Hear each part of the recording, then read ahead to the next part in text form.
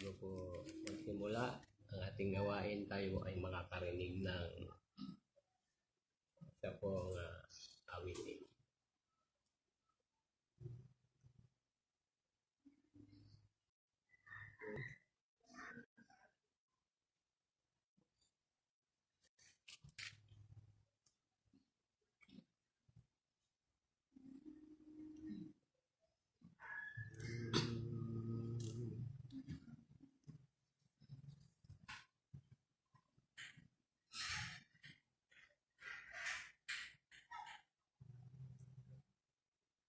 Sige na. Okay.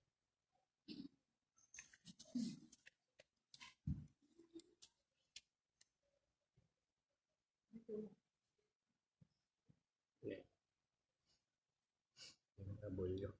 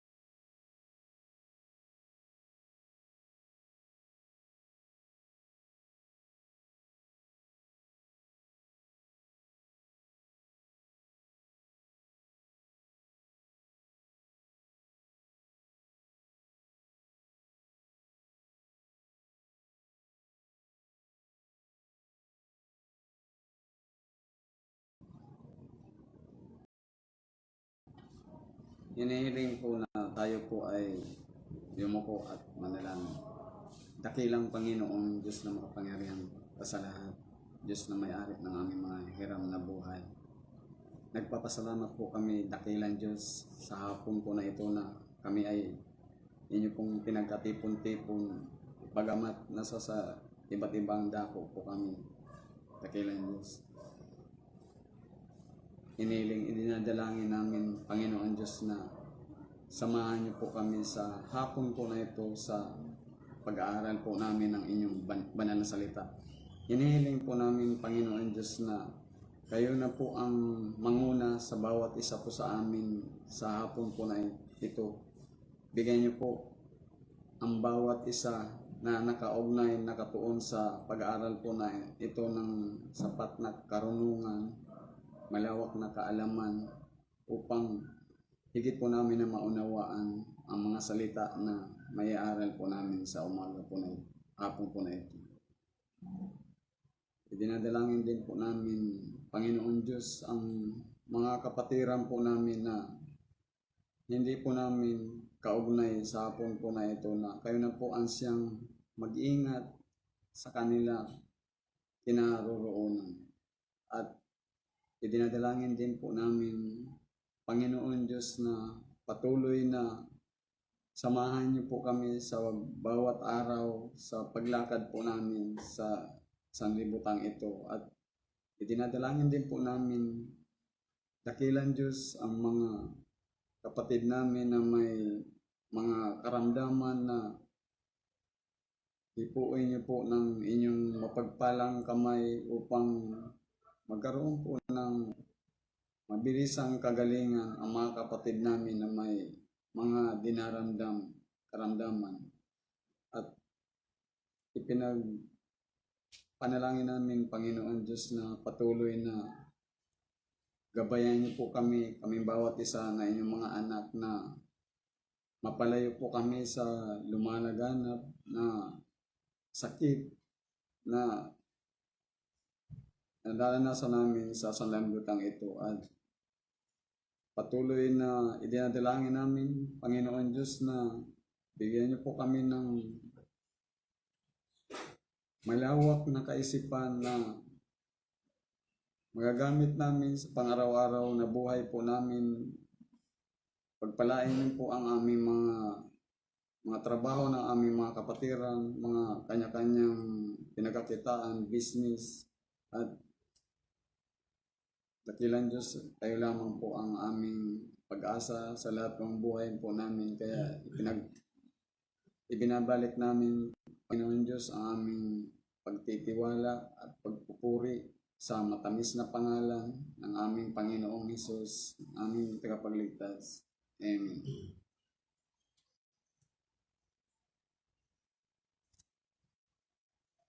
Isang magpagpalang hapon muli sa ating mga minamahal na kapatid na nakaugnay, nakatuon sa iba't ibang dako ng bansa namin.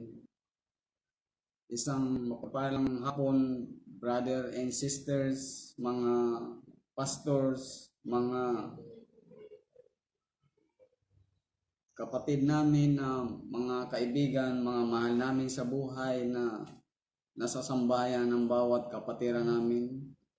Isang mapagpalang hapon muli sa bawat isa, at samahan niyo po ako sa pagbabasa sa pag-aaralan natin ngayong hapon. Ito po ay sa aklat ng mga awit na pag-aaralan natin sa hapon po na ito, mga minamahal na kapatid, ay 30 chapter 96 ng mga awit, 97 saka 98. Simulan na pa tayo, mga minamahal na kapatid, sa mga awit 96. Ito po yung Psalm 96, mga minamahal na kapatid, na ito itinuturo ng awit 96 na ang Diyos ay dakila at ang tanging tunay na Diyos. Inuutosan tayo ng salmong ito na ipahayag ang kadakilaan ng Diyos sa bawat bansa. Ang misyon nating mananampalataya na sabihin sa mundo na naghahari ang Panginoon. Magsisimula na po tayo mga minamalaki sa unang talata. Ito po ang kanyang sinasabi, ang nakasulat. Umawit sa Panginoon ng bagong awit. Umawit sa Panginoon ang buong lupa. Sinasabi po dito mga minamahal na kapatid sa unang talata pa lang, ang salmo ay nagsisimula hindi sa isang mungkahi, ngunit isang utos na umawit sa Panginoong upang sambahin siya. Na mababasa pa natin ito mga minamahal sa kapatid sa aklat ng unang Kronika, chapter 16, verse 23 hanggang 33. Basahin po natin. Ito po ang nakasaad. Kayo'y magsiawit sa Panginoon, buong lupa, ihayag ninyo ang kanyang pagliligtas sa araw-araw. Ipahayag ninyo ang kanyang kaluwalhatian sa gitna ng mga bansa, ang kanyang mga kamangamanghang gawa sa gitna ng lahat ng mga bayan, sapagkat dakila at karapat dapat purihin siyang marapat na katakutan ng higit sa lahat ng Diyos, sapagkat lahat ng Diyos ng mga bayan ay mga Diyos-Diyosan, ngunit ang Panginoon ang gumawa ng mga langit, karangalan at kamahalan, ang nasa harapan niya, kalakasan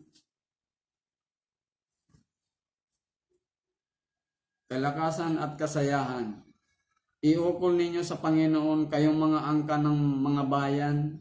Iukol ninyo sa Panginoon ang kaluwalhatian at ang kalakasan. Iukol ninyo sa Panginoon ang kaluwalhatiang marapat sa kanyang pangalan. Magdala kayo ng handog at magsiparoon kayo sa harap niya. Inyong sambahin ang Panginoon sa banal na kaayusan. Manginig sa harap niya ang buong lupa, o ang sanglibot ay nakatayong matatag, hindi kailanman makikilos. Magsaya ang mga langit at magalak ang lupa, at sabihin nila sa gitna ng mga bansa, ang Panginoon ay naghahari. Hayaang umugong ang dagat at ang lahat ng pumupuno dito matuwa ang parang at ang lahat ng naroon. Kung gayo'y aawit ang mga punong kahoy sa gubat dahil sa kagalakan sa harapan ng Panginoon, sapagkat siya ay darating upang hatulan ang lupa. Mga minamahal na kapatid, ang Psalm 96, ito po yung ang Diyos ang pinakamakapangyarihang hari. Ang salmo po na ito, sinasabi sa talata, mga minamahal na kapatid, na ito po yung mungkahi inuutos ng Panginoon na tayo po'y umawit sa Panginoon, buong puso natin siyang sambahin, papurihan, kasi siya ang Diyos na makapangyarihan sa lahat. Sa verse 2 po ito po ang kanyang sinasabi. Umawit kayo sa Panginoon, purihin ninyo ang pangalan niya, ipahayag ninyo ang kanyang pagliligtas sa araw-araw. Ang salmong ito ay isinulat para sa mga mananampalataya. Sa salmong ito, sinasabihan tayo na sabihin natin sa iba ang tungkol sa kaligtasan dapat sa isang pang-araw-araw na bahagi ng ating buhay.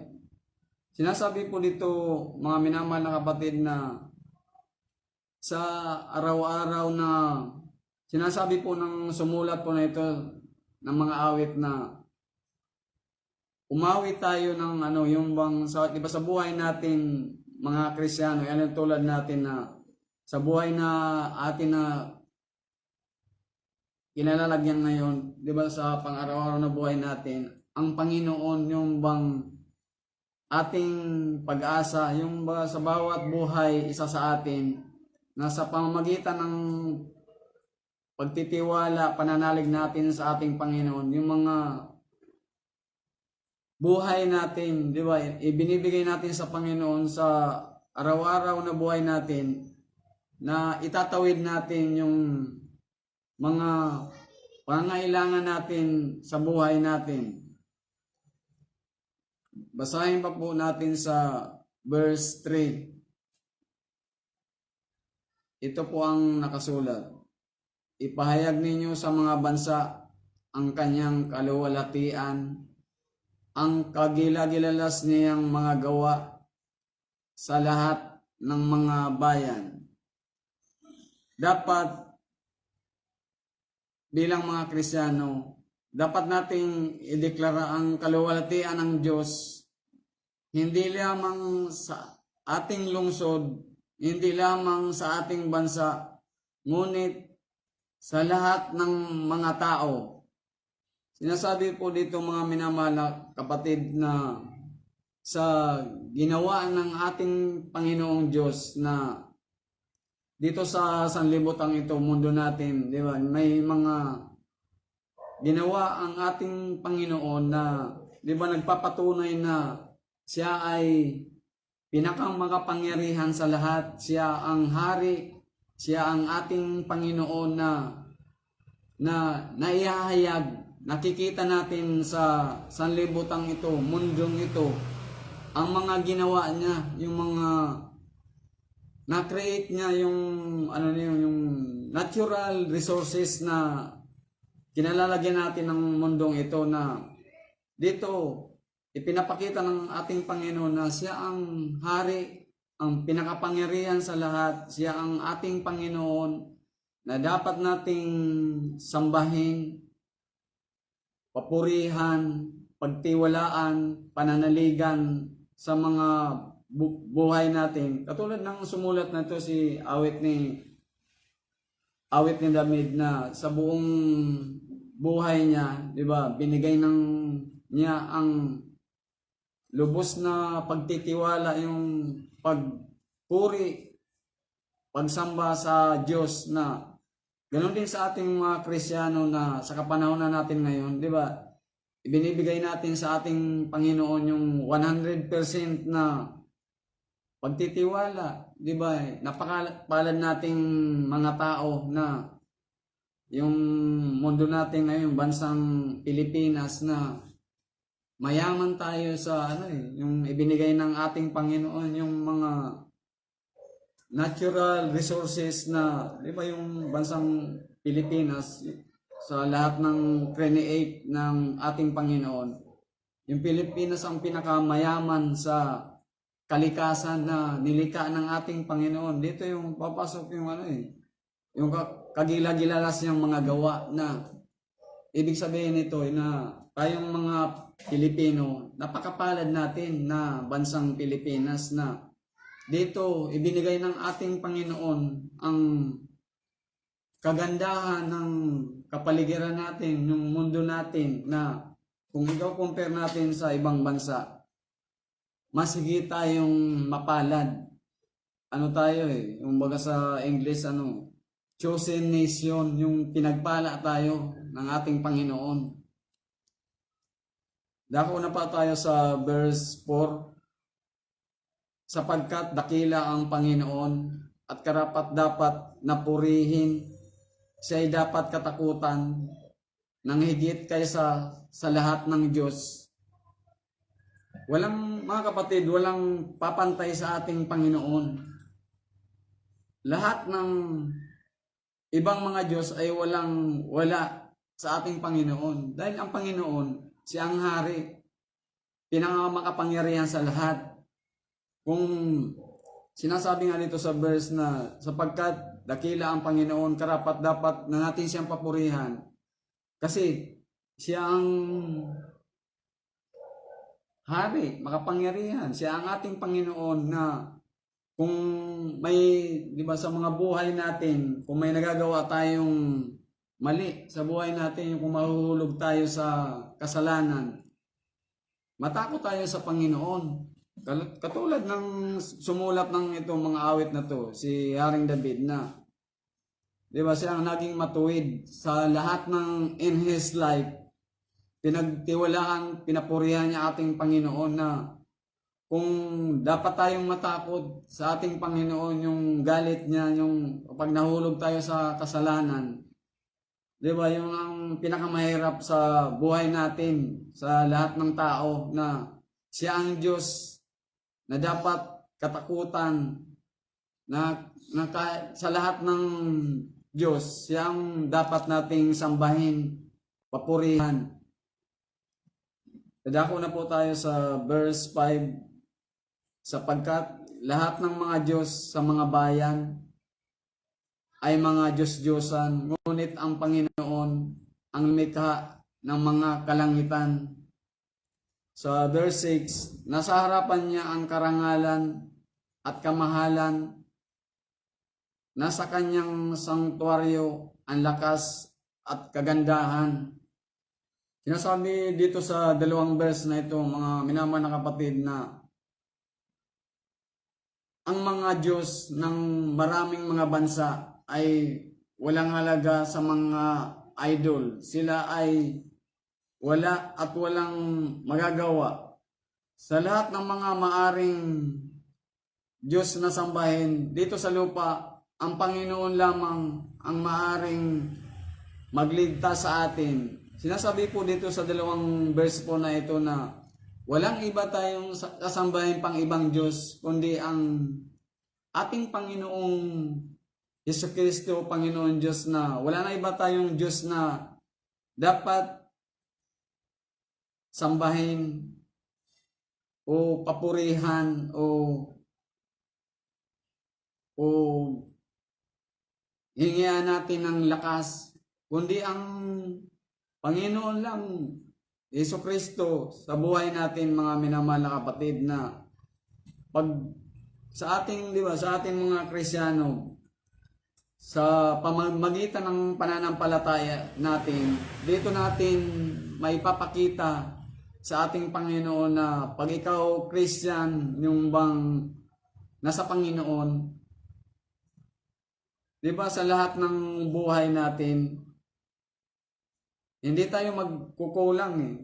Kasi pag nasa Panginoon ka, lahat ng dumadaan sa buhay mo, nagkakaroon ng ganapan sa pamamagitan ng ating Panginoon Diyos.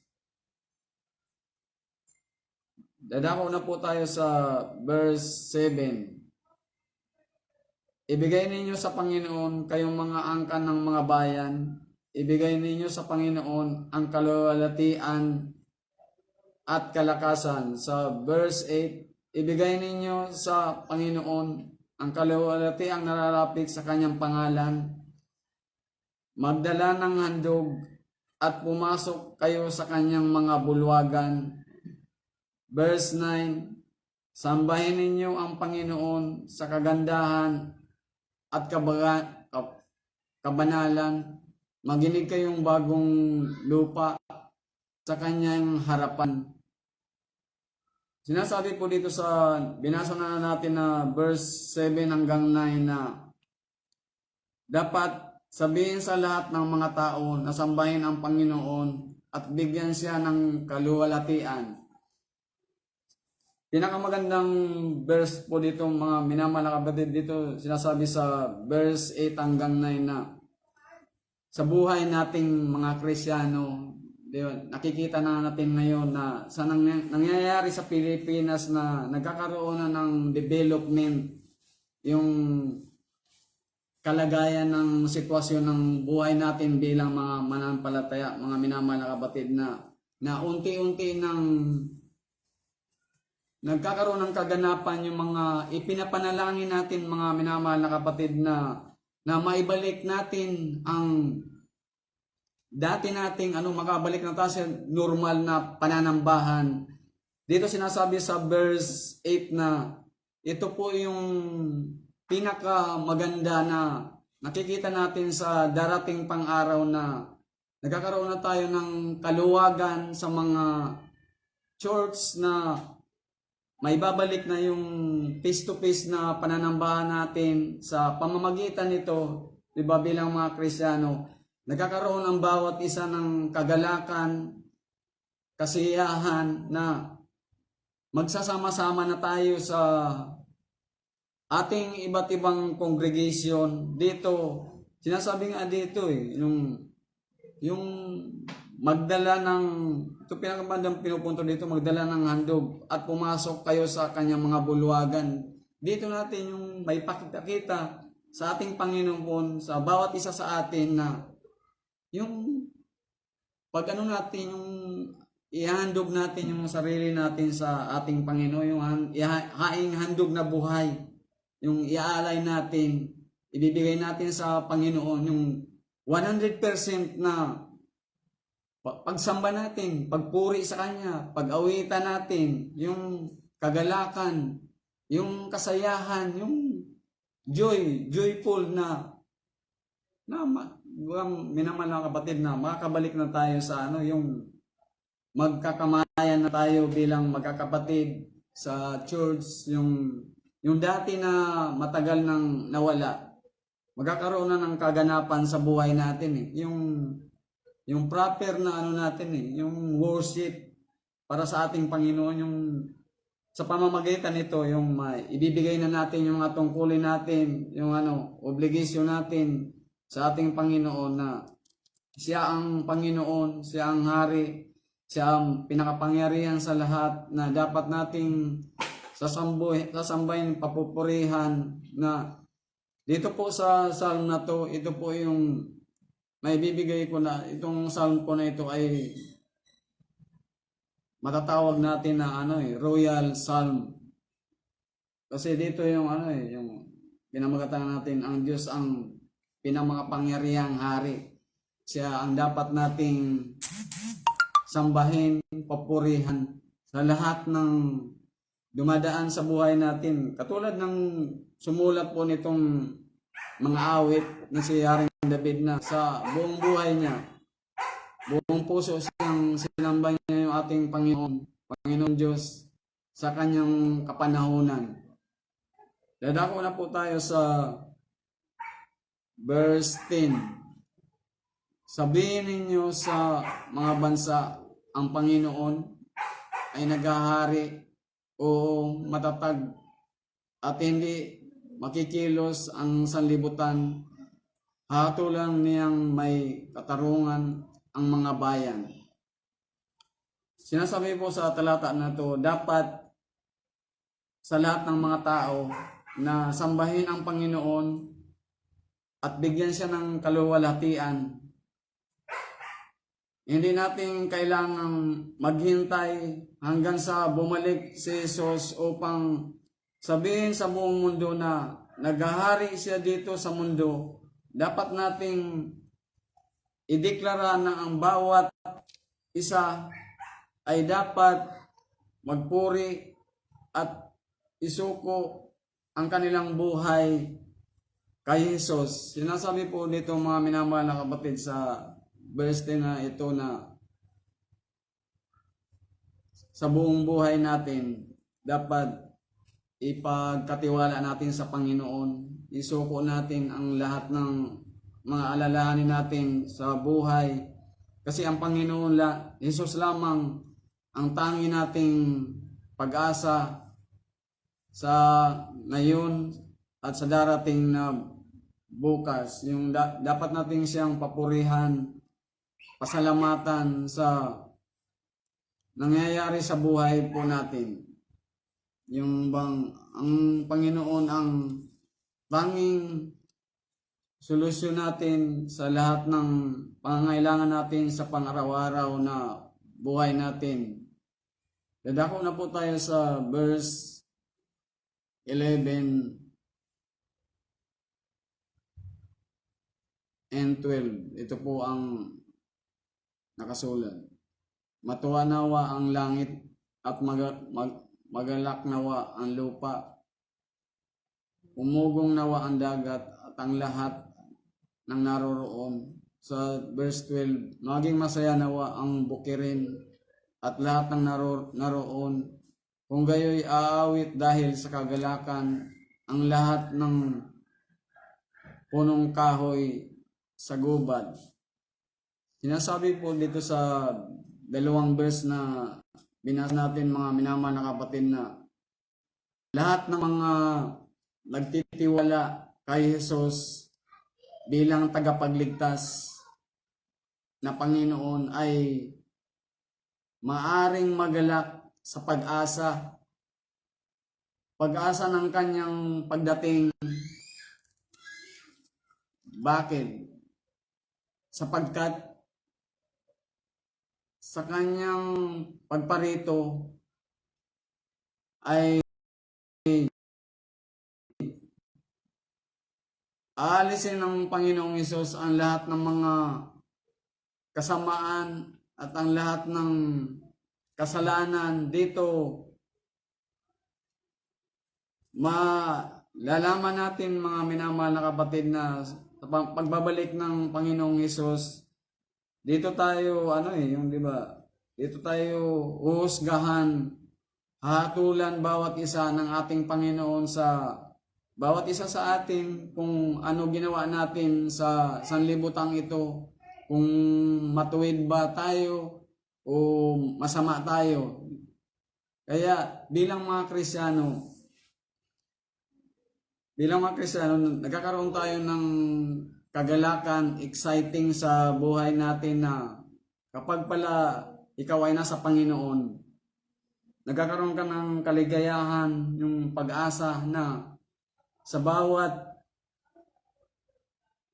araw, bawat oras, bawat taon na dumadaan sa buhay natin, na ang Panginoong Hesus ang tanging pag-asa natin sa lahat ng buhay natin, na kapag ikaw ay nakaugnay sa Kanya, nagkakaroon ka ng katatagan, yung mga pangarap natin sa buhay, nagkaroon tayo ng pag-asa, yung patuloy na nagtitiwala, umaasa sa Kanyang makapangyarihang pagkilos sa mga buhay natin, mga minamahal na kapatid. Dadako na po tayo sa huling verse sa Psalm 96. Ito po ang kanyang salita. Sa harapan ng Panginoon, sapagkat siya ay darating upang hatulan ang lupa, kanyang hatulan ang may katwiran, ang sanlibutan, at ng kanyang katotohanan ang mga bayan. Sinasabi po dito, mga minamahal na kapatid, na naghahari ang Panginoon at ang kanyang mga hatol ay makatarungan para sa mga tao na hindi sumunod sa Panginoon. Dapat manginig na sa takot. Dito sa huling verse, mga minamahal na kapatid, na sinasabi dito sa awit nito ni Haring David na pag tayo po ay nasa Panginoon, naghahari sa atin ang Panginoon Diyos, yung daladatin natin ang kanyang mga salita, yung kanyang mga aral, yung kanyang Yung karunungan nagmumula sa Kanya na isinasa puso, isinasa isip natin na, di ba yung ano tayo yung follower tayo ni Jesus Christ eh.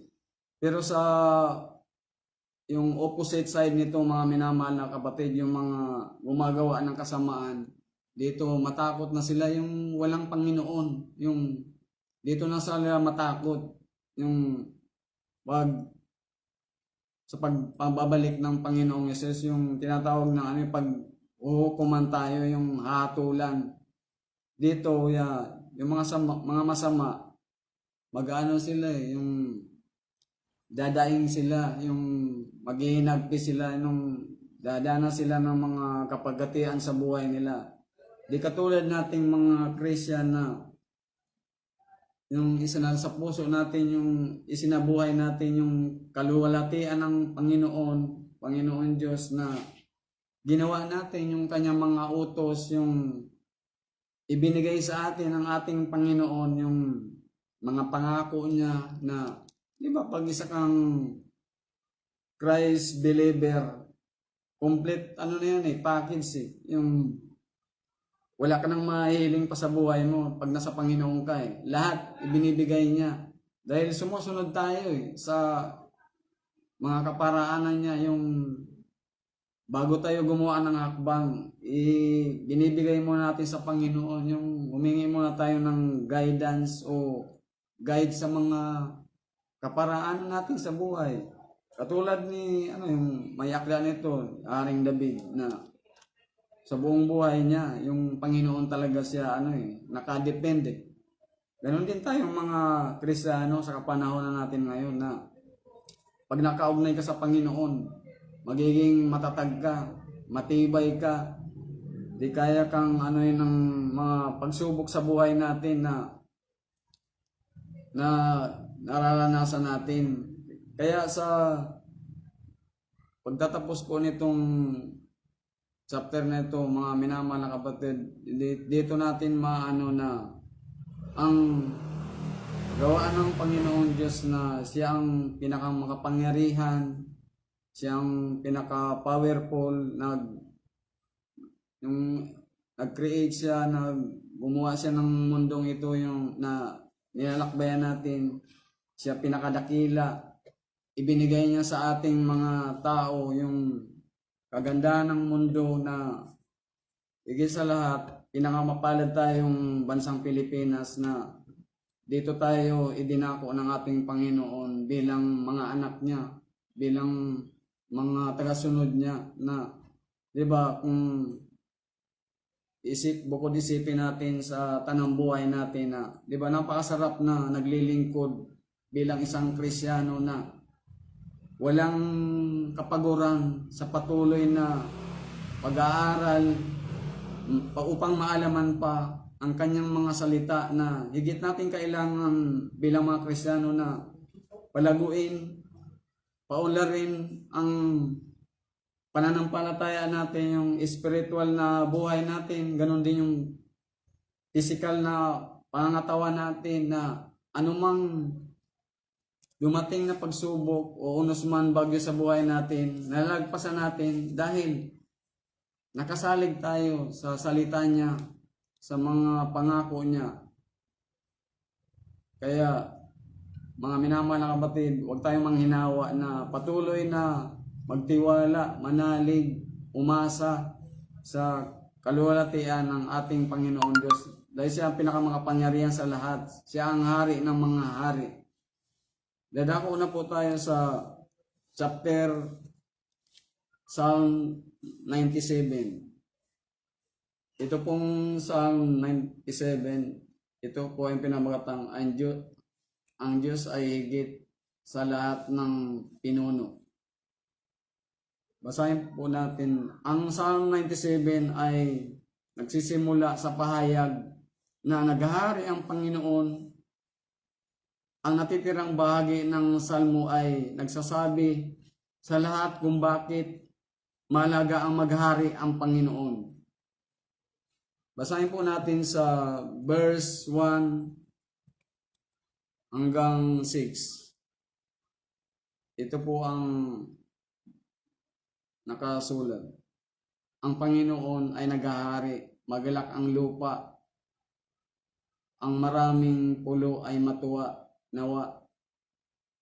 Nasa paligid niya ang mga ulap at pusikit na kadiliman. Ang saligan ng kanyang trono ay katwiran at kahatulan. Verse 3, apoy ang nasa unahan niya at sinusunog ang kanyang kaaway sa buong palibot. Verse 4, nililiwanagan ng kanyang mga kidlat ang sanlibutan, nakikita ng lupa at ito'y nayayanig. Verse 5, ang mga bundok ay natunaw na parang pagkit sa harapan ng Panginoon, sa harapan ng Panginoon ng buong lupa. Verse 6, ipinahayag ng langit ang kanyang katwiran, nanamasdan ang lahat ng bayan, ang kanyang kalulahatian. Purihin ang Panginoon sa ating pagkabasa. Ang verse 1, mga minamahal na kapatid, ay hanggang 6 ay paghahari ng Panginoon ay nangangahulugan na ang buong mundo ay dapat na magalak. Kahit na ang pinakamalayo na bahagi ng mundo, tulad ng mga baybayin, ay dapat magalak sa paghahari ng Panginoon. Ang kaalaman, naghahari ang Panginoon nang dapat maging sanhi ng kagalakan sa lahat ng tao sa mundo. Sinasabi po dito mga minamahal na kapatid na sa buhay ng may akda nito na ang Panginoon ang naghahari sa buong mundo. Ganon din tayong mga Kristiyano na, di ba, nakapalad natin na may Panginoon tayo na yung sinasaligan natin. Siya ang pinaka puno natin, yung nagmo-motivate sa atin mga Kristiyano, yung sa Kanya tayo nakatuon yung bilang mga Kristiyano sa buong buhay natin na, di ba, sa buong buhay natin, dito natin may papakita sa Panginoon yung matibay na pinapatibay natin yung pananampalataya natin, yung pagpuri, pagsamba natin sa Kanya. Dito natin kikilalanin siya yung yung ang Panginoon ay at nagkakaroon tayo ng kagalakan sa buhay natin dito sa bansang kinalalagyan natin. Sinasabi nga dito na dapat magalak tayo yung sa paghahari ng ating Panginoon. Siya kasi yung ang pinakataas na pinuno na sasaligan natin yung kung iano nga natin to, yung bigyan natin definition sa bansa natin dito, di ba? Katulad sa reality ng buhay natin ngayon, di ba? May, di ba, sa pamunuan natin ngayon sa Pilipinas, di ba? Kasi pag may nanalong presidente, dito, makikita natin, di ba, si President Duterte, itinalaga siya ng Panginoon Diyos bilang president ng Republika ng Pilipinas. Yung Panginoon nagbigay sa kanya.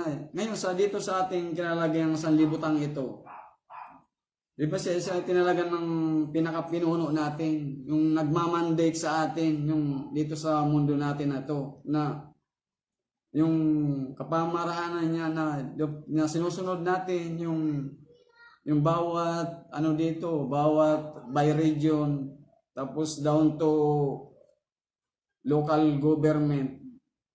Ganon din yung kung iano natin sa bilang mga Kristiyano, di ba siya ang pinakaano natin mga mananampalataya. Siya pinakapuno, pinakamataas siya na pinuno natin na sinasaligan natin yung sa mga niya, dito tayo na naliliwanagan Di ba i-compare nga dito sa sinabi dito na niniliwanagan ng kanyang mga kidlat ang sanlibutan, nakikita ng lupa, ito'y na, di ba, yung i-compare natin dito sa kidlat, di ba? Pag nakita natin pag yung malapit ng mag-umulan, kumikidlat, lumiliwanag, nakikita natin yung yung kapangyarihan ng Diyos na siya ang pinakamataas, makapangyarihan na kaya niyang gawin ang lahat na dito sa mundong ito na nilikha niya, na siya ang dapat nating sambahin. Magkaroon tayo ng kagalakan sa Kanya. Yung dito na sa hanggang 1 ang verse 6 na, di ba, dito yung pinupunto dito na dapat siya ang naghahari sa mundo natin na to. Dahil siya ang Diyos na pinakapinuno natin sa lahat. Siya ang hari ng mga hari na dapat nating pananganan. Yung kung naliliis tayong landas, dapat matakot tayo sa Panginoon, sa galit ng ating Panginoon na siya ang natin supreme sa buhay nating mga mananampalataya, na dapat nating pagtiwalaan, lagakan ng natin sa buhay, mga kahilingan natin. Dadako na po tayo mga kapatid sa verse 7 hanggang 12. Ito po ang kanyang nakasulat. Mapaya nawa silang lahat na sumasamba sa mga larawan na kanilang ipinagmamalaki ang Diyos-Diyosan, lahat ng mga Diyos na sasamba sa Kanya. Verse 8, narinig ng sayo na siya ay natuwa, at ang mga anak na babae ng Huda ay nagalak dahil sa iyong mga kahatulan, O Diyos. Verse 9, sapagkat ikaw, O Panginoon, ay kataas-taasan sa buong lupa. Ikaw ay higit na mataas kaysa sa lahat ng mga Diyos. Verse 10, kayong nagmamahal sa Panginoon, kamuhian ninyo ang kasamaan. Ang kaluluwa ng kanyang mga banal ay kanyang iniingatan. Kanyang sinasagip sila sa kamay ng makasalanan. Verse 11, ang liwanag ay itinatanim para sa mga matuwid, at ang kagalakan para sa may matuwid na puso. Verse 12, magalak kayo sa Panginoon, kayong matuwid, at magpasalamat sa kanyang banal na pangalan. Purihin ang Panginoon. Sinasabi dito sa 7 hanggang 12, mga minamahal na kapatid, na ang mundo ay dapat sambahin sa Panginoon, sumamba sa Panginoon. Hindi sa mga idolo. Sinasabi sa salmo na ito na kailangan nating sumamba sa Panginoon. Higit sa mga Diyos-Diyosan, sa idolo, lahat dapat sumamba sa Panginoon. Sa kilalanin na walang ibang Diyos. Dito sinasabi sa mga verse na itong minamahal na kapatid, na sa verse 7 na iba, hindi naman lingid sa ating lahat na mga bago tayo naging Kristiyano, na yung sa kinagisnan natin ng mga natin ninuno, yung mga forefather natin, mga salinlahi nating una. Di ba yung kinagisnan natin, yung sa kinagisnan natin, kinamulatan nating relihiyon na yung Roman Catholic na. Dito sinasabi sa verse 7 na, di ba yung makikita natin kahit yung magulang ko nasa probinsya pa na sinasamba nila yung yung mga gawa ng tao, yung mga rebulto Yung sinasabi ito sa 7 na to na doon siya, niyuyukuran nila. Kasi yung nakiligis na nila sa magulang nila. Kahit nga ako yung hindi pa ako Kristiyano, ganun din ako yung hindi pa ako kaanib ng Church of God Yun ang sinasamba ko, yung Diyos-Diyosan. Yung bang yung karumal-dumal na yung niyuyukuran mo yung gawa lang ng kapwa natin. Di ba, pag naging Christian ka na, yung pag isang Kristiyano na ka na, yung dito makikita natin yung tunay na yung pananampalataya, yung pagpuri natin sa ating Panginoon, yung direct tayo na yung nananalangin sa Kanya, yung wala tayong sinasamba na mga inanyuan ng gawaan ng kapwa natin Saka dito yung yung sa pamamagitan ng pag-aaral natin yung matibay na yung pinapalago natin yung faith natin, yung pananampalataya natin. 'Di ba pag isa kang Kristiyano, yung takot ka na yung gumawa ng kamalian sa buhay, yung kinakamuhian mo yung yung gawa ng kalikuan, yung kadiliman. Dito mo yung yung, di ba, bilang Kristiyano, yung simula ng mabautismuhan ka na, tinanggap mo na si Kristo sa buhay mo. Di ba nabago yung buhay mo, isa ka ng bagong nilalang na hinubad mo na yung dati mong pagkatao na namumuhay ka na sa liwanag ni Kristo, na ikaw ay matapat na, yung honest ka na na tagasunod nga, yung sumusunod ka na sa yung positive ka, na nagiging matuwid ka na, yung umiiwas ka na sa gawain ng masama, yung puro umano sa puso mo, sa isip mo yung kabutihan, yung lahat ng ginagawa mo sa sanlibutan ito nagiging matuwid, na itatama mo yung mali na dati nasa kalikuan kadiliman na. Kaya pag ikaw naging Kristiyano, dito ka mahuhulma yung bago mong pagkatao na magiging isang huwarang ka sa kapwa mo, sa kapaligiran ng sa pamayanan mo. Tapos nagkakaroon ka ng kagalakan sa buong buhay mo. Magiging isang matuwid na tao, yung kaunahan mo ang Panginoon, siya ang kinikilala mo, siya ang pinaka makapangyarihan, siya ang sinusundan mo yung mga salita niya. Na, di ba sa buhay natin mga Kristiyano, nagkakaroon tayo ng dito yung kagalakan sa puso natin. Dito natin nababago yung buhay natin, yung bagamat tayong mga Kristiyano, yung dumadanas tayo ng mga pagsubok sa buhay natin, kapag gatean na ipinapahintulot ng ating Panginoon, naging mapalad pa rin tayo mga minamahal na kapatid, kasi naging matuwid tayo sa paningin sa harapan ng ating Panginoon sa pamamagitan ng buong puso nating pagtitiwala, yung walang kapagurang paglilingkod sa pagmiministeryo natin.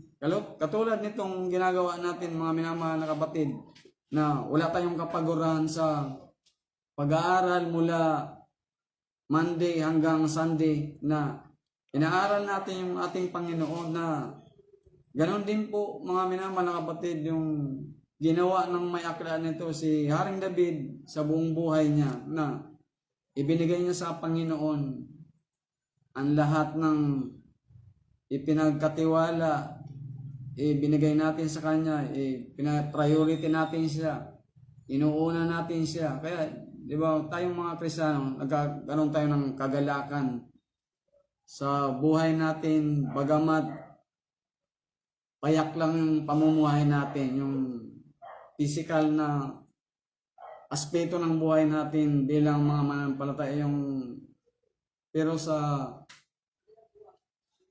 yung spiritual, mayaman tayo mga Kristiyano yung kung i-compare natin sa sanlibutan ito, na maraming tao ang namumuhay sa yung kadiliman, hindi sa liwanag, hindi nagtatanim sila ng hindi pupunla ng yung kayamanan sa langit, yung spiritual, yung paglilingkod. Kaya magalak sabi nga dito sa huling verse, na magalak kayo sa Panginoon, kayong mga matuwid, at magpasalamat kayo sa kanyang banal na pangalan. Kaya tayo mga Kristiyano, masaya tayo eh. Nagkakaroon tayo ng kagalakan, nagpapasalamat tayo dahil matuwid. Ipinapakita natin sa Panginoon na sa harapan niya, kahit hindi lang, kahit dito sa loob ng church, maging sa labas, sa pamayanan, ipinasa buhay natin bilang mga Kristiyano na matuwid,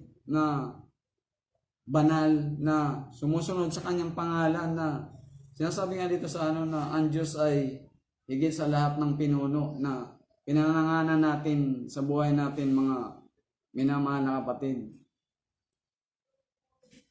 Dadao na po tayo sa chapter 98.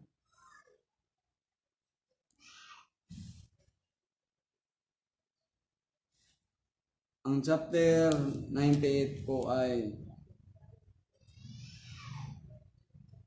Psalm 98 ay purihin ang Diyos na hukom.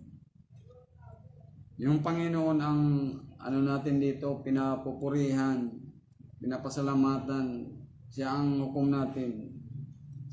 Basahin po natin sa verse 1 hanggang 3. Ito po ang nasusulat. Umawit kayo sa Panginoon ng bagong awit, sapagkat siya ay gumawa ng mga kagilagilalas na bagay. Ang kanyang kanang kamay, ang kanyang banal na bisig ay nagbigay sa kanya ng tagumpay. Verse 2, ipinakilala ng Panginoon ang kanyang tagumpay, ipinahayag niya sa paningin ng mga bansa ang kanyang katwiran. Verse 3, kanyang inaalala ang kanyang tapat na pag-ibig at ang kanyang katapatan. Sa sambahayan ng Israel, nakita ng lahat ng mga dulo ng lupa ang kaligtasan ng aming Diyos. Purihin ang Panginoon sa pagkabasa sa banal na kasulatan. Sinasabi po dito mga minamahal na kapatid sa tatlong verse na binasa natin na ang pag-awit ng isang bagong kanta ay hindi nangangahulugan na ang Diyos na marinig ang mga lumang kanta ay naghahanap na ng isang bagong himig. Ang isang bagong awit ay isang pagdiriwang ng isang bagong tagumpay na nagawa ng Diyos. Sinasabi po dito sa talata na 3, mga minamahal na kapatid, na ang Panginoon ang gumawa ng mga bagay na kagilagilalas na makikita natin dito mga minamahal na kapatid na kapag nasa Panginoon tayo, nasa kanang kamay tayo ng ating Panginoon na banal. Siya yung sa mga sa lahat ng buhay natin dito sa sanlibutan ito, na kapag nagpapahawa ka sa Panginoon Diyos, na sa mga bagay na na-achieve natin sa mundong ito, na pag nagpapahawak tayo sa Panginoon, papasok dito mga minamahal na kapatid yung mga layunin natin sa buhay natin, bilang mga mananampalataya na may kanya-kanya tayong pamilya, yung may mga asawa na. May mga plano, mga pangarap tayo sa buhay dito na bago tayo gumawa ng hakbang, mga kapatid, na isinasangguni mo natin sa ating Panginoon. Katulad ng isang pamilya, yan tulad ko na yung sambahayan ko, na yung mula nang maging isang Kristiyano ako, ibinigay ko na sa Panginoon yung buong pagtitiwala, yung mga plano namin sa pamilya ko, sa dalawang anak ko, na ipinagkakatiwala ko sa Kanya, yung ipinahawa ko na sa Kanya, yung kapalaran dito sa sanlibutan ito, yung ibinibigay, di ba, sa ating mga Kristiyano, pag pinagkakatiwala mga lahat ng mga bagay, di ba, ito yan, nag-ano to nagbibigay sa atin nagmamanifest ng yung, di ba, habang umausad yung taon, sa mga plano natin, yung mga plano natin, di ba, sa bawat tao,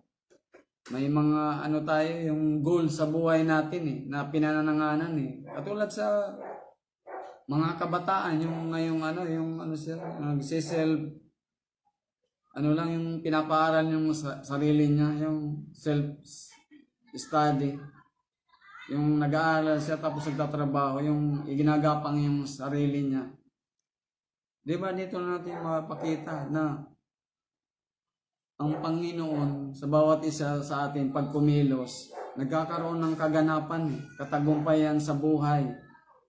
Mga minamahal na kapatid, na pag ikaw ay isa kang mananampalataya na lubos na nagtitiwala sa Kanya, yung pinapriority mo siya sa buhay mo, di ba nagkakaroon ng magandang kaganapan sa buhay natin, yung katagumpayan, yung sinasabi ng na chapter 98, mga awit. Basahin pa po natin sa verse 4 hanggang 6. Sumigaw ang buong lupa na may kagalakan sa Panginoon. Magpasimula at umawit kayo na may kagalakan at umawit ng mga papuri. Magsiawit kayo ng mga papuri sa Panginoon sa pamamagitan ng lira ng tunog ng himig. Sa verse 6, sa pamamagitan ng trumpeta at tunog ng tambuli, sumigaw kayo ng may kagalakan sa harapan ng hari ang Panginoon. Purihin natin ang Panginoon. Ito po yung verse 4 hanggang 6. Ito po ang panawagan para sa buong mundo na gumawa ng mga masasayang tunog o umawit ng papuri sa Diyos. Ang ating pagsamba ay hindi dapat nagmumula sa isang pakiramdam ng obligation, ngunit mula sa kagalakan sa ating puso. Mga minamahal na kapatid, sinasabi po dito na, di ba sa pamamagitan natin yung pagpupuri natin sa ating Panginoon sa tungkol sa itong mga minamahal na kapatid, yung pananambahan natin di ba dito, binibigay natin sa Panginoon yung buong puso, yung sa pag-aawit natin, yung di ba dito sa church, minsan, di ba may mga kapatiran tayo na yung hindi nakatuon yung isipan, puso sa pagsamba, yung wala yung presensya niya yung naglalakbay. Pero kung isa kang matured Christian, di ba sa pag-awit natin dito, mamagitan ng pag-awit natin, ibinigay natin 100% sa Panginoon, yung puso natin, yung present yung mind natin. So, nakikinig tayo sa mensahe ng buhay na ibinibigay ng pastor, ganoon din sa Bible study. Di ba, pag isa kang Kristiyano, nagkakaroon ka ng kagalakan sa puso mo na pinupuri mo yung Panginoon. Yung pinapakain natin yung katawang physical natin, ng spiritual. Ganon din yung pinapalakas natin yung physical na pangatawan natin. Di ba? Yung nabibigay natin 100% yung obligation natin sa Panginoon. Di ba? Yung katungkulan natin bilang mga manampalataya na ibigay natin sa Panginoon ng buong puso, yung pagtitiwala, karoon tayo ng kagalakan. Kung baga, galing tayo sa kanya-kanyang bahay natin, pagpasok natin sa church, Di ba? Nagkakaroon ng kalinawan sa mga isipan natin. Nagkakaroon ng lunas yung mga pinagdadaanan natin na problema. Nagkakaroon ng kasagutan, mga minamahal na kapatid, na pag ikaw isang Kristiyano, di ba? Nagiging masaya eh. Nagkakaroon ka ng kapayapaan sa puso mo. Nagkakaroon ng kasagutan yung mga gumugulo sa isipan natin, yung mga baggage yan sa isipan natin, di ba? Na dala-dala ng sanlibutan ito, ng marami tayong nararanasan ng mga disaster sa buhay natin na pinapahintulot ng Panginoon na sa mga bagay na ito, nagkakaroon ng development sa buhay natin, kagalakan sa buhay natin na pag ikaw pala isang Kristiyano, mature Christian na pinapalago yung spiritual na buhay mo, ganun din yung physical. Pag pinagsama mo, ang equal, di ba, nagiging matatag ka na dumaan ka man sa mga unos, mga bagyo ng buhay, nagiging manatili kang matatag eh. Nagiging isang pader na matibay, moob, mga minamahal na kapatid na. Kaya, di ba, sa buhay natin, masarap maging Kristiyano eh. Ako, malaking pasasalamat ko sa Panginoon na nakilala ko siya sa buhay ko eh. Kasi kung hindi ko nakilala ang Panginoon, baka wala ko dito sa inyong harapan na nagpapa-testimony na ang Panginoon talaga, pag nasa ka Kanya, babaguhin lahat eh. Pati yung buong pagkatao mo, pamumuhay mo, magiging magaan. Kasi sa Kanya ka talaga eh. Siya ang ating pag-asa. Mga minamahal na kapatid, dito nga sa natin, siya pati ang hukom natin sa pagbabalik ni Kristo dito sa sanlibutan ito. Diba? Pagbaba niya dito, sa patuloy na pag-aaral natin, yung pinaghahandaan natin yung pagbabalik niya. Pagdating niya, baba niya dito, ready na tayo. Kumbaga sa complete na tayo, package eh. Kasi alam na natin eh, wala tayong sawa sa pag-prepare ng bawat isa sa atin na inaaral natin ng mabuti, yung nire-recognize natin, kinikilala natin siya, na siya ang Panginoon na pupurihin natin, sasambahin natin sa pagbalik niya dito sa sanlibutan ito na, di ba, pag isang Kristiyano, matatag ka eh. Kumbaga i-compare mo sa walang Panginoon, mga kapatid. Dadako na po tayo sa 7 hanggang 9. Ito po ang sinasabi. Humugong ang dagat at ang lahat ng naroon, ang sanlibutan at ang nanirahan doon. Verse 8, ipalakpak ng mga ilog ang kanilang mga kamay, sama-samang magsiawit ang mga burol dahil sa kagalakan sa harapan ng Panginoon. 9, sapagkat siya ay darating upang hatulan ang lupa, ang kanyang hatulan ng matuwid ang sanlibutan at ng katarungan ang mga bayan.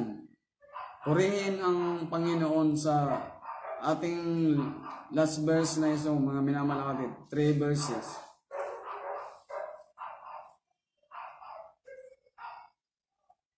Ang buong mundo ay, sa verse po na binasa po natin, mga minamahal na kapatid, ang buong mundo ay inaanyayahan upang magalak sa Diyos.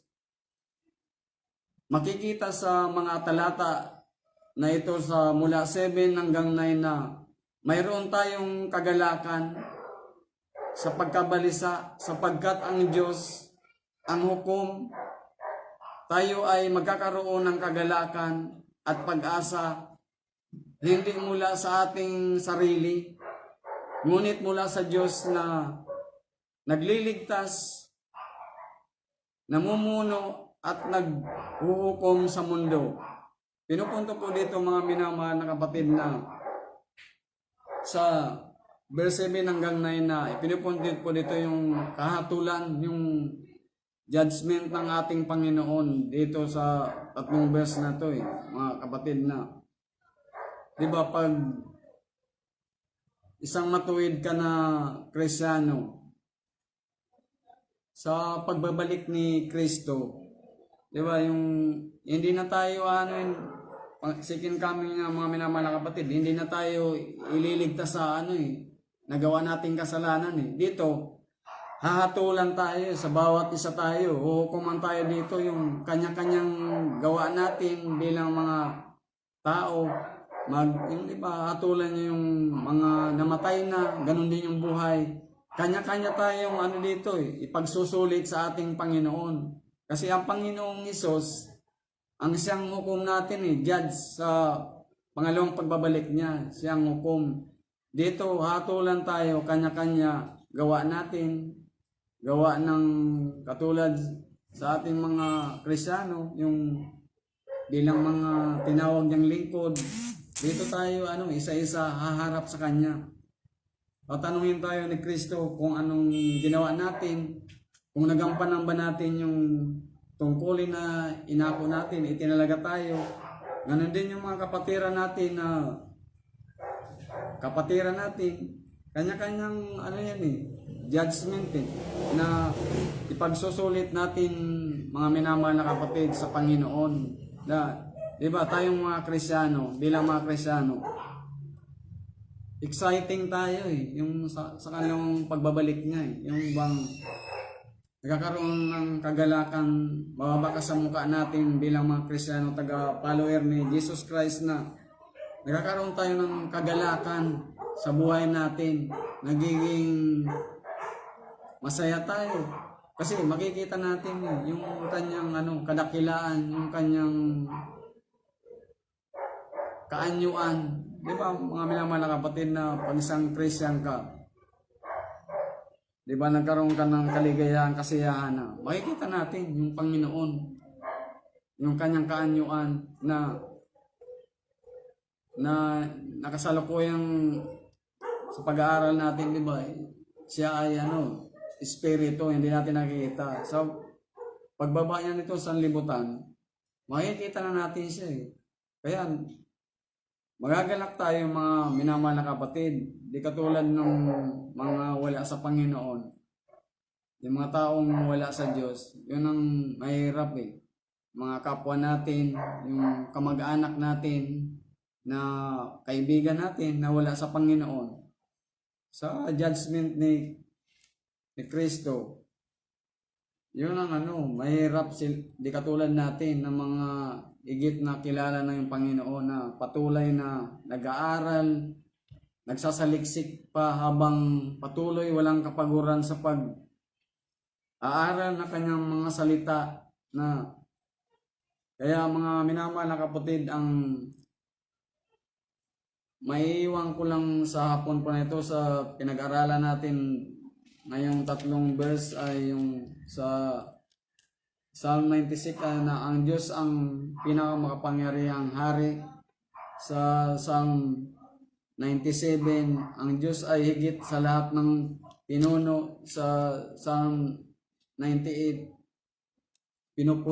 pinupurihan natin ang Diyos na hukom natin na sa lahat ng buhay natin, mga minamahal na kapatid, na itong 3 chapter na ito, mga minamahal na kapatid, ito po ay yung sa pag-aaral ko po ay ito po ay Royal Psalm matatawag, mga minamahal na kapatid. Bago po tayo sa pagtatapos, makakarinig po muna tayo ng isang awitin.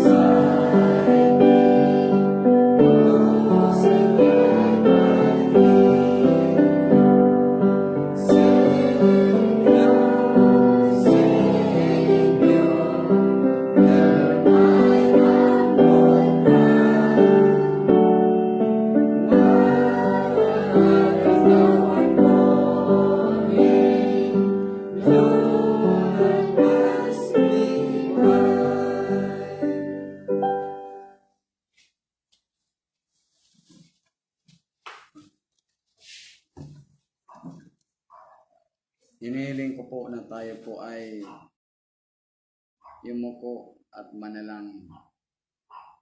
Dakilang Panginoong Diyos na makapangyarihan sa lahat, Diyos na may-ari ng aming mga hiram na buhay. Lubos po kami nagpapasalamat, dakilang Diyos, sa isang napakagandang hapon na ipinagkaloob, ibinigay niyo po sa aming magkakapatid, bagamat nasa iba't ibang dako kami. Panginoon Diyos, maraming salamat po sa mga salita na naiaral po namin sa hapon po na ito, na sa 3 chapter po na tapos po namin. Ito yung mga salita na may itatanim, may i-inbox po namin sa aming mga kaisipan, na ito po yung aming panghahawakan sa paglakad namin, Panginoon Diyos, sa sanlibutan ito. Ito po ang mga salita na magbibigay ng direksyon sa mga buhay po namin na pinagdadaanan sa sanlibutan ito, na higit po namin kailangan, Panginoon Diyos, na bagamat ang panahon ngayon ay dumadanas pa ng mga pagsubok, mga kapagyatian, yung karamdaman na ipinapaintulot nyo, dakilang Panginoon, na sa mga salita na ito ay magkakaroon kami ng kalakasan, katatagan, sa patuloy walang sawa naming pagpuri, pagpapasalamat, pananangan sa mga makapangyarihan mong salita, dakilang Diyos, na nagbibigay sa amin mga kapatiran, mga anak mo ng kaliliwanagan, kasagutan sa mga gumugulo sa mga kaisipan namin, dakilang Diyos, na sa mga salita na ito na nagbibigay, nagpapatibay sa amin, nagpapanatili ng katatagan, kalakasan sa paglakad namin sa mundong ito, Panginoon, na kayo ang Panginoon na tangi namin pag-asa sa lahat ng buhay namin, na lubos po kami nagkakaroon ng kagalakan sa mga buhay po namin, na kayo ang Panginoon na aming sasambahin, dadakilain, susundin ang mga dakila mong salita, ang inyong mahiwagang, inihiling namin ang mahiwagang pagkilos sa mga buhay po namin, sa bawat isa po namin, na nasa pamamagitan yung makapangyarihang banal na Espiritu, dakilang Diyos, na magbibigay sa amin ng katatagan sa mga goals, layunin namin, sa mga buhay po namin. Kaya itinataas namin ito sa inyo, dakilang Diyos, nagsusumamo, hinihiling, walang sawang ipinapanalangin. Dakilang Diyos, alam po namin na ang mga panaghoy daing po namin na ito ay ibibigay niyo, Panginoong Diyos, na kayo ang aming pag-asa, lahat na lubos na nagpupuri, nagtitiwala sa inyong makapangyarihang pagkilos sa mga buhay po namin, na ang mga inyong mga salita, mga pangako inyo na hindi nyo kami iiwanan sa lahat ng buhay hanggang sa huling hininga po namin, dakilang Diyos. At muli, itinataas din po namin na bigyan nyo po ang bawat isa ng malusog na pangangatawan, ng mga blessing sa araw-araw na buhay po namin, na bagamat dumadanas kami ng paghihirap ay naitatawid namin sa tulong nyo, dakilang Diyos. At idinadalangin din namin muli, itinataas, Panginoon Diyos, na ang bawat kongregasyon na itinilaga, ibinigay niyo, Panginoon Diyos, na bigyan niyo po ang bawat na inyong mga lingkod, ganon din ang aming lahat ng mga kapatiran ng pusong mapagkumbaba, ng sapat na karunungan, kaalaman, na higit pa namin maaral pa, masaliksik pa ang inyong mga makapangyarihang salita, dakilang Diyos. At inihiling din po namin, Panginoon Diyos, na patawarin niyo din po kami sa nagagawa namin mga pagkakasala, pagkukulang sa inyo. Ito po ang aming mga sinasamo at mga hiling ay itinataas namin at ibinabalik ang aming pagtitiwala at ang mataas na pagpupuri sa inyong pangalan, dakilang Diyos.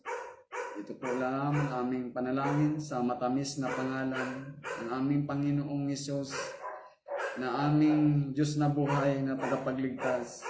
Amen.